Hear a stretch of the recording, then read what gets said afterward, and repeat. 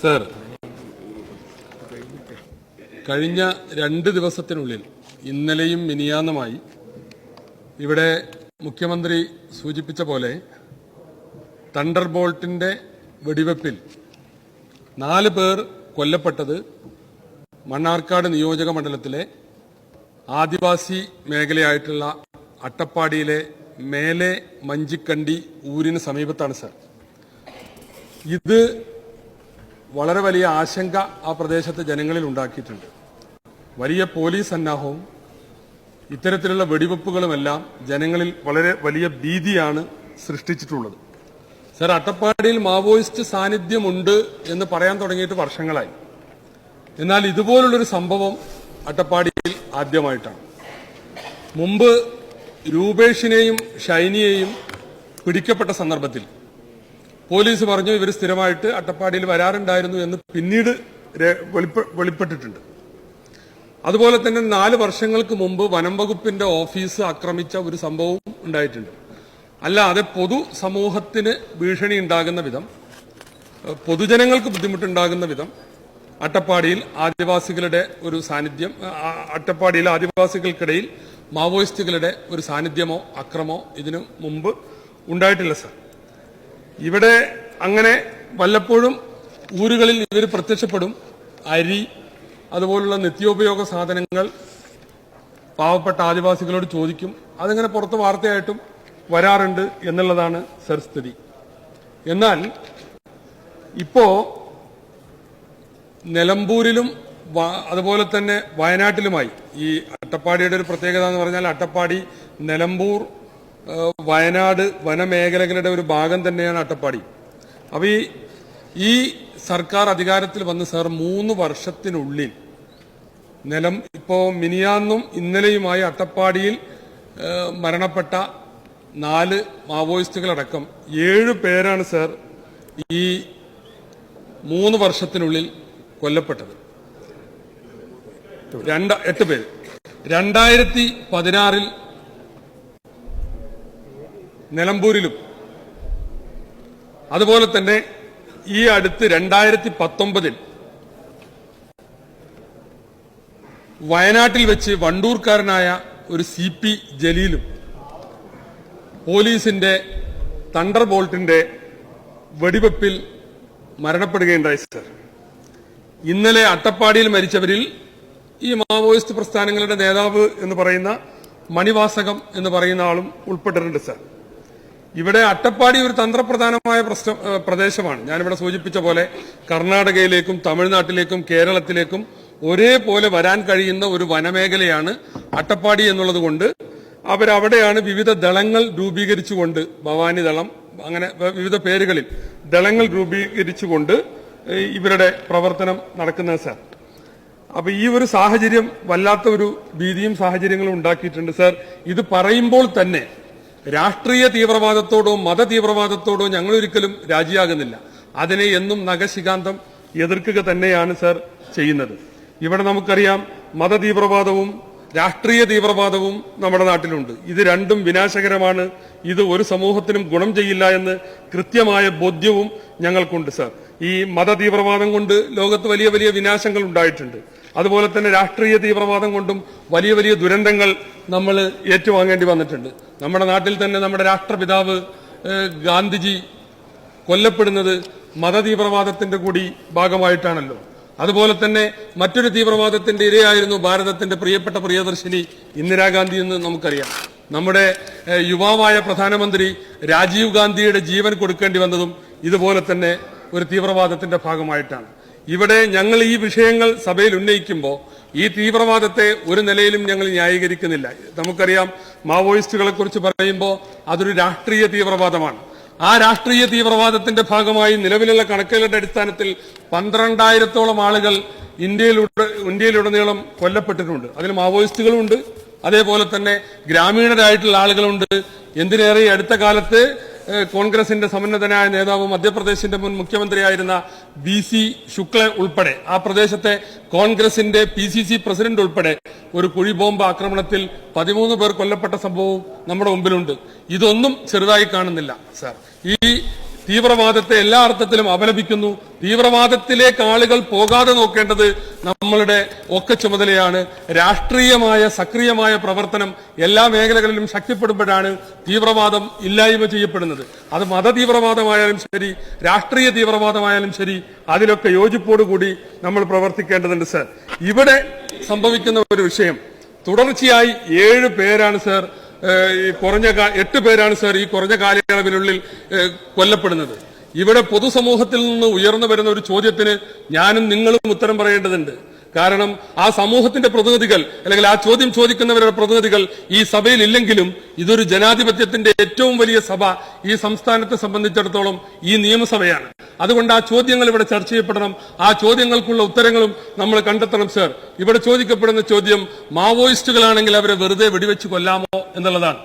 ഇവിടെ നമ്മൾ കാണേണ്ട ഒരു കാര്യം, ഇവരെ കൊല്ലാതെ പിടികൂടാൻ നമ്മുടെ പോലീസിന് കഴിയുന്നുണ്ടോ എന്നുള്ളതാണ്.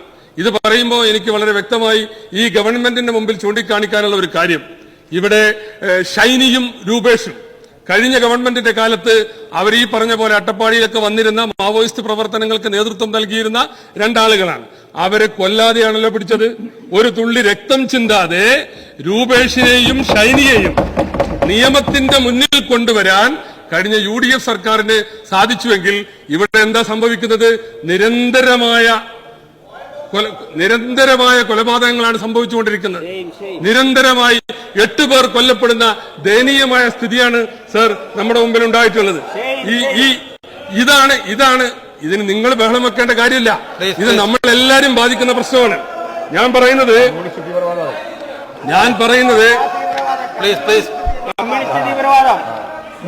ഇവരുന്നയിക്കുന്ന ചില ചോദ്യങ്ങൾക്ക് നിങ്ങൾ ഇന്ധനം പകരണ്ട. അല്ല, പറയട്ടെ സർ, ഒച്ചുണ്ടാക്കലും സർ, ഇവരുന്നയിക്കുന്ന ചില ചോദ്യങ്ങൾക്ക് നമ്മൾ ഉത്തരം കൊടുത്തേ പറ്റൂ. ഇതിപ്പോ സാമൂഹ്യ മാധ്യമങ്ങളെല്ലാം സജീവമായ കാലമാണ്. രാജ്യത്തെല്ലാം ദൃശ്യമാധ്യമങ്ങളിലും ചർച്ച നടന്നു. ഇവരുന്നയിക്കുന്ന ഒരു ചോദ്യം ഏറ്റുമുട്ടലാണെങ്കിൽ, ഇവിടെ നമ്മൾ ഏറ്റുമുട്ടലിലാണ് ഈ 8 പേര് കൊല്ലപ്പെട്ടു എന്നാണ് പറയുന്നത്. ഏറ്റുമുട്ടലാണെങ്കിൽ ഇരുപക്ഷത്തും പരിക്കുകൾ ഉണ്ടാവേണ്ടതുണ്ട്. നമ്മുടെ പോലീസിന് പരിക്ക് പറ്റണം എന്നല്ല നമ്മൾ പറയുന്നത്. ഒരു സംഭവത്തെക്കുറിച്ച് പറയുമ്പോൾ അതൊരു ഏറ്റുമുട്ടലായിരുന്നുവെങ്കിൽ ആ ഏറ്റുമുട്ടലിൽ ഇരുപക്ഷത്തും പരിക്കുകൾ ഉണ്ടാവണം. ഈ 3 സംഭവത്തിലും അങ്ങനെ ഒന്നും ഉണ്ടായിട്ടില്ല. ഏകപക്ഷീയമായ പരിക്കുകൾ മാത്രമാണ്. അപ്പൊ അതുകൊണ്ട് ഈ ചോദ്യങ്ങൾക്ക് നമ്മൾ ഉത്തരം പറയാൻ ബാധ്യസ്ഥരാണ്. സർ, വെടിവെപ്പിൽ പാലിക്കേണ്ട നിയമങ്ങൾ ഇവിടെ ലംഘിക്കപ്പെട്ടു എന്ന വിമർശനമുണ്ട്. വെടിവെപ്പിൽ ആദ്യം വെടിവെക്കേണ്ടത്, നമ്മളിപ്പോ ഏതൊരു സംഗതിയിലും വെടിവെക്കുമ്പോ താഴ്ഭാഗത്ത് വെടിവെക്കണം, അതുപോലെ തന്നെ അരക്ക് താഴെ വെടിവെക്കണം. എന്നാൽ ഈ സംഭവങ്ങളിലൊക്കെ നെഞ്ചിലും തലയിലുമായിട്ടാണ് വെടിയുതിർക്കപ്പെട്ടിട്ടുള്ളത്. അതുകൊണ്ട് തന്നെ പ്രാഥമികമായി വെടിവെപ്പിനെ സംബന്ധിച്ച് പാലിക്കേണ്ട കാര്യങ്ങൾ പാലിച്ചിട്ടില്ല എന്ന വിമർശനത്തിന് നമുക്ക് എന്തുത്തരമാണ് പറയാൻ സാധിക്കുക? സർ, ഇത് പറയുമ്പോൾ നമ്മൾ ഒന്നിച്ചുത്തരം പറയേണ്ട സംഗതികളുണ്ട്. അപ്പോ എന്തുത്തരമാണ് നമുക്ക് പറയാൻ സാധിക്കുക? വയനാട്ടിൽ മരിച്ച ജലീലിന്റെ ശരീരത്തിന്റെ പിറകിലാണ് സർ വെടിവെച്ചത്. ഇയാൾ ഓടിപ്പോകുമ്പോ വേറൊരു ഭാഷ്യം ഇയാളോട് ഓടാൻ പറഞ്ഞിട്ട് പിന്നിൽ നിന്ന് വെടിവെച്ചു എന്നാണ്. ഇത് സമൂഹത്തിനുള്ളിൽ ചർച്ച ചെയ്യപ്പെടുന്ന കാര്യമാണ്. അതുകൊണ്ടാണ് ഞങ്ങൾ ഈ വിഷയം നിയമസഭ എന്ന് പറയുന്ന നമ്മുടെ ജനാധിപത്യത്തിന്റെ ഏറ്റവും വലിയ വേദിയായ ഈ സംസ്ഥാനത്ത് ഈ വേദിയിൽ ഞങ്ങൾ പറയുന്നത്. സർ, ഇതൊരു വ്യാജ ഏറ്റുമുട്ടലാണ് എന്ന വിമർശനമുണ്ട്. വ്യാജ ഏറ്റുമുട്ടൽ ഏത് ഭാഗത്തായാലും അംഗീകരിക്കാൻ കഴിയുമോ സർ? ഗുജറാത്തിലെ വ്യാജ ഏറ്റുമുട്ടലുകൾ അത് വേറൊരു താല്പര്യത്തിന്റെ പേരിലായിരുന്നു. എത്രയോ പാവങ്ങളെ ക്രൂരമായി കൊന്ന് അത് വ്യാജ ഏറ്റുമുട്ടലുകളായി, ഫേക്ക് എൻകൗണ്ടേഴ്സായി ചിത്രീകരിക്കപ്പെട്ടത്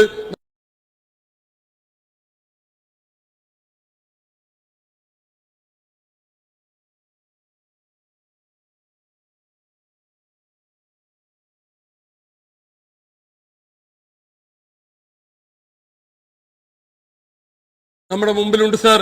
അതുപോലെ തന്നെ ഈ അട്ടപ്പാടി സംഭവത്തിന് മുമ്പുണ്ടായ 2 സംഭവങ്ങൾ, ഈ 2 സംഭവങ്ങൾ നിലമ്പൂരിലും വയനാട്ടിലും ഉണ്ടായ സംഭവങ്ങൾ, അതിന്റെ നിജസ്ഥിതി ഇതുവരെ ഗവൺമെന്റ് പുറത്തുവിട്ടിട്ടില്ല.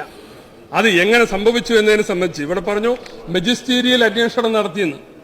അങ്ങനെയല്ലല്ലോ. ഇതിൽ ഒരുപാട് സംശയങ്ങൾ ഉന്നയിക്കപ്പെടുമ്പോ ഇതാരും കാണുന്നില്ല. ആ സംശയങ്ങളുടെ നിവൃത്തി വരുത്തി കൊടുക്കാൻ നമുക്ക് ഉത്തരവാദിത്തമുണ്ടല്ലോ സർ. ഇവിടെ ആവേണ്ടതില്ലേ? ഇതെല്ലാം സുതാര്യമാവേണ്ടതില്ലേ സർ? ഇതൊരു തികഞ്ഞ മനുഷ്യാവകാശ ലംഘനമാണ് എന്ന ആക്ഷേപത്തിന് നമ്മൾ എന്ത് മറുപടി പറയും?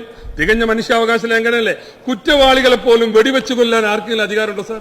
ഒരാൾ കുറ്റവാളിയാണെന്ന് വെക്കുക, ആ കുറ്റവാളിയെ നമുക്ക് വെടിവെച്ചു കൊല്ലാൻ ഇന്ത്യൻ ഭരണ സംഹിത അനുസരിച്ച് നമുക്ക് കഴിയുമോ സാർ? കുറ്റകൃത്യങ്ങൾ ചെയ്യുന്നവരെ പിടികൂടി നിയമത്തിന്റെ മുമ്പിൽ കൊണ്ടുവന്ന് ശിക്ഷ വാങ്ങിക്കൊടുക്കാനാണ് നമ്മളുടെ സർക്കാരുകൾ ശ്രമിക്കേണ്ടത് സാർ. ഇവിടെ ഇന്നലെ സച്ചിദാനന്ദൻ ചോദിച്ചൊരു ചോദ്യമുണ്ട്. എഴുത്തുകാരൻ, ഇടതുപക്ഷ സഹയാത്രികനാണ്.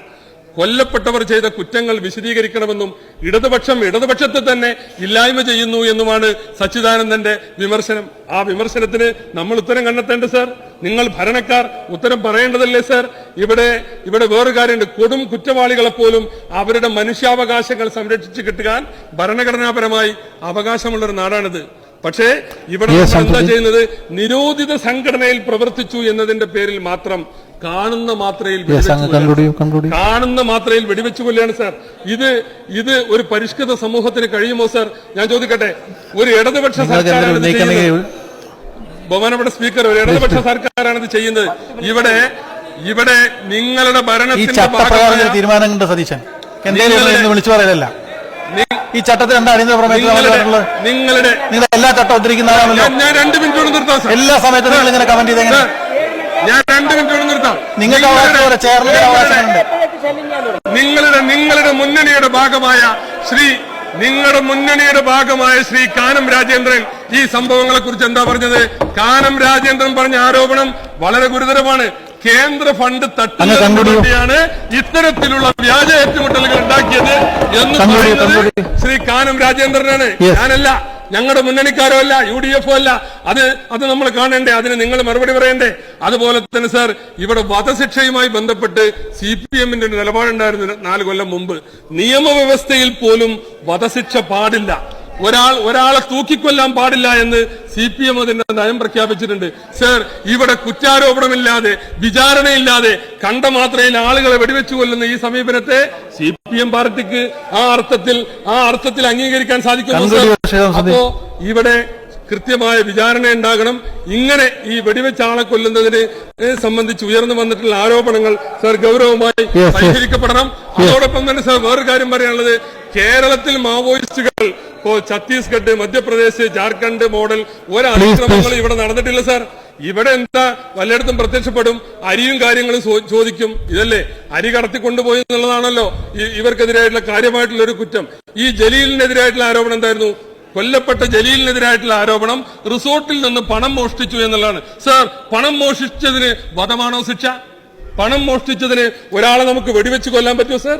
അപ്പൊ അങ്ങനെയുള്ള കാര്യങ്ങൾ നമ്മുടെ മുമ്പിലുണ്ട് സാർ. അട്ടപ്പാടിയിലെ ഊരുകളിലും പറയുന്ന ഇതാണ്, ഞങ്ങൾ അവരെ ഉപദ്രവിക്കാറില്ല, വന്ന് വല്ലപ്പോഴും അരിയോ സാധനങ്ങളോ ചോദിക്കും എന്നുള്ളത് മാത്രമാണ് സാർ. ഈ മഞ്ചിക്കണ്ടിയിൽ ഞാൻ അന്വേഷിച്ചു സാർ, എന്റെ മണ്ഡലത്തിലാണ്. അവിടെയുള്ള പൊതുപ്രവർത്തകനായ ആദിവാസിയോട് ഞാൻ ചോദിച്ചു. അവർ പറയുന്നു ഈ അടുത്ത കാലത്തൊന്നും ഇങ്ങനെയുള്ള ഒരു പ്രശ്നവും ഞങ്ങൾ വെടിവെപ്പ് കഴിഞ്ഞതിന് ശേഷമാണ് മഞ്ചിക്കണ്ടി ആദിവാസി ഊരിലെ ആളുകൾ പോലും സാർ ഈ സംഭവം അറിയുന്നത് സാർ. ഞാനിവിടെ പറയുന്നത്, ഞാൻ പറഞ്ഞല്ലേ, ഇത് വളരെ കൃത്യമായി നമ്മൾ പരസ്പരം ശത്രുത കാണേണ്ട കാര്യമല്ല. ഈ മാവോയിസ്റ്റ് ആശയങ്ങൾ സമൂഹത്തിൽ വ്യാപകമായി പ്രചരിപ്പിക്കപ്പെടുമ്പോൾ അതിനെ പ്രതിരോധിക്കാനാണ് നമ്മൾ നോക്കേണ്ടത്. ആളുകളെ വെടിവെച്ചു കൊല്ലുക മാത്രമല്ല, എവിടെയാണ് ഇത് പ്രചരിപ്പിക്കപ്പെടുന്നത്? ദാരിദ്ര്യമുള്ളിടത്ത്, അസംതൃപ്തികളിലെടുത്ത്, വിവേചനമുള്ളിടത്ത്, അങ്ങനെയുള്ള ഊരുകളിലാണ് ഇതുമായി കടന്നു ചെല്ലുന്നത്. ഈ പിന്നോക്ക മേഖലകളിൽ വികസനം കൊണ്ടുവന്നുകൊണ്ട് ജനാധിപത്യ പ്രക്രിയ സക്രിയമാക്കിക്കൊണ്ടാണ് ഇതിനെ നേരിടാൻ. ഇതോടൊപ്പം ഗവൺമെന്റിന്റെ ശ്രദ്ധയിൽ കൊണ്ടുവരേണ്ട മറ്റൊരു കാര്യമുണ്ട്. ഞങ്ങളിത് കൃത്യമായിട്ടാണ് പറയുന്നത്. എന്താണ്? നമ്മൾ ഈ കാട്ടിൽ കാണുന്നത് മാത്രമല്ല മാവോയിസ്റ്റുകൾ സാർ, നമ്മുടെ പട്ടണങ്ങളിൽ വരെ, പാലക്കാട് ടൗണിൽ, മണ്ണാർക്കാട്, അതുപോലെ തന്നെ നമ്മുടെ എല്ലാ പ്രധാന പട്ടണങ്ങളിലും ഇനി ഇതിനോട് ആഭിമുഖ്യമുള്ള ചെറുപ്പക്കാർ വർദ്ധിച്ചു വരുമ്പോ നമ്മൾ ഓർക്കേണ്ടത്, ഇത്തരത്തിലുള്ള നീതി നിഷേധങ്ങൾ പെരുകിയാൽ ആ ചിന്തകൾ കാക്കം കൂടും. അപ്പൊ അതുകൊണ്ട് തന്നെ ഗവൺമെന്റ് ഈ വിഷയത്തിൽ ജാഗ്രത കാണിക്കണം എന്നാണ് സാർ ഞങ്ങൾ സൂചിപ്പിക്കുന്നത്. സാർ, ഞങ്ങൾക്ക് ഉന്നയിക്കാനുള്ള ഒരു ഡിമാൻഡ്, ഈ 3 ഏറ്റുമുട്ടലുകളെ സംബന്ധിച്ചും ജുഡീഷ്യൽ അന്വേഷണം വേണം എന്നുള്ളതാണ് സാർ. ഒരു ജുഡീഷ്യൽ അന്വേഷണത്തിലൂടെ എന്താണ് സംഭവിച്ചത്? വനത്തിനകത്താണ് സംഭവിച്ചത്. അതുകൊണ്ട് ഇതിനെ സംബന്ധിച്ച് ഒരു ജുഡീഷ്യൽ അന്വേഷണം വേണം സാർ. വേറൊറ്റ കാര്യം കൂടി ശ്രദ്ധയിൽപ്പെടുത്താം. ഈ അഗളി പോലീസ് സ്റ്റേഷൻ, ഇത് സംഭവം നടന്ന അഗളി എന്റെ മണ്ഡലത്തിലാണ്. ഈ അഗളി പോലീസ് സ്റ്റേഷൻ അതിന്റെ സകല സംവിധാനങ്ങളും ഇപ്പൊ കഴിഞ്ഞ 2 മാസമായിട്ട് ഒരു സിനിമാ ഷൂട്ടിങ്ങിന് കൊടുത്താണ്. ഞങ്ങളാരും സിനിമാ ഷൂട്ടിങ്ങിനെതിരെ പോലീസ് സംവിധാനങ്ങൾ സിനിമാ ഷൂട്ടിങ്ങിന് കൊടുത്തു എന്നുള്ളതാണ് ഈ ഈ സമയത്ത് അവിടെ Yes, yes, yes. ഉയർന്നു വരുന്ന ആരോപണങ്ങൾ സർ. Please conclude. അതുകൊണ്ട് ഈ ഗൗരവമായ വിഷയം സഭ നിർത്തിവെച്ച് ചർച്ച ചെയ്യണമെന്ന് ഞാൻ ഈ പ്രമേയത്തിലൂടെ ആവശ്യപ്പെടുകയാണ്. യെസ്, ബഹുമാനപ്പെട്ട മുഖ്യമന്ത്രി.